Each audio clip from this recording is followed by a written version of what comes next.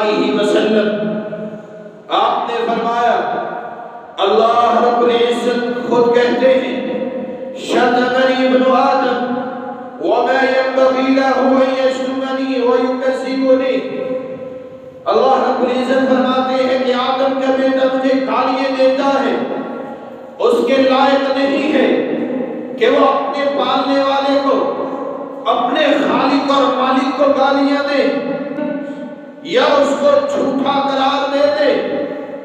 شتمنی اننی ولد، اے اللہ ابن آدم کا بیٹا آپ کو گالیاں کیسے دیتا ہے؟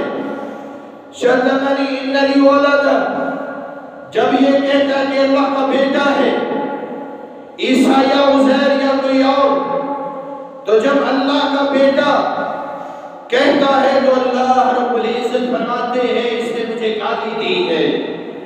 لم یلد ولم یولد، اس کا کوئی بیٹا نہیں ہے، نہ وہ کسی کا باپ ہے، وہ تو قادر مطلق ہے، یکتا ہے اپنی ذات اور صفات کے اعتبار سے۔ اور جب کوئی کہتا ہے یسوع مسیح اللہ کا بیٹا ہے تو اللہ کہتا ہے کہ اس نے مجھے گالی دی، اور جو اللہ کو گالیاں دے وہ بچ پائے گا نہیں، وہ کبھی نہیں بچ سکتا۔ اس لیے اپنے عقیدے کو بچانے اگر اسی حالت میں موت آ گئی تو پھر کیا ہو؟ یہ کرسمس کی خوشیاں مناتے ہوئے انسان اگر اس دنیا سے چلا گیا، رخصت ہو گیا، تو پھر اس کا کیا ہوگا؟ لیکن ہم سمجھتے ہیں کہ شاید ہماری فیکٹریوں میں یہ کام کرنے والے یہ عیسائی، ان کو عید کی مبارکباد دے دی جائے تو کیا فرق پڑتا ہے؟ ہمارے والد کے ساتھ یہ عیسائی کام کرتے ہیں، اگر ان کے ساتھ کیک کاٹ لیا جائے تو کیا فرق پڑتا ہے؟ ہم تو یہ سمجھتے ہیں، لیکن فرق پڑتا ہے۔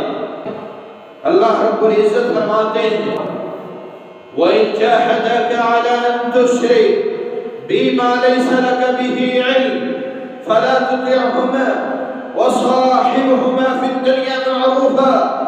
اللہ رب العزت فرماتے ہیں اگر ایسی بات تمہارے سگے والدین اگر تمہیں کہیں کہ اللہ کے ساتھ کسی کو شریک بنا دو، یہ عیسائی جو ہمارے ساتھ کام کرتے ہیں ان کی خوشیوں میں تھوڑی دیر کے لیے شامل ہو جاؤ، یہ عیسائی اتنے سالوں سے ہمارے ساتھ ورکر ہیں، اگر ان کے ساتھ کیک کاٹ لیا جائے تو کیا فرق پڑتا ہے؟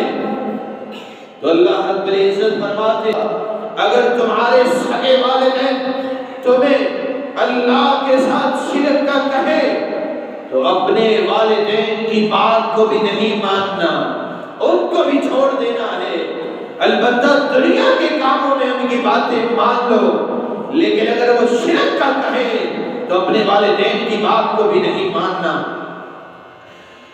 رسول اللہ صلی اللہ علیہ وآلہ وسلم آپ نے حضرت معاذ رضی اللہ تعالیٰ ان کو نصیحت کرتے لا تشرک باللہ وَإِنْ حُرِّقْتَ، اے معاذ اگر تجھے جلا دیا جائے اور جلا کر اگر تجھے راکھ کر دیا جائے تو پھر بھی اللہ ذوالجلال کے ساتھ کسی کو شریک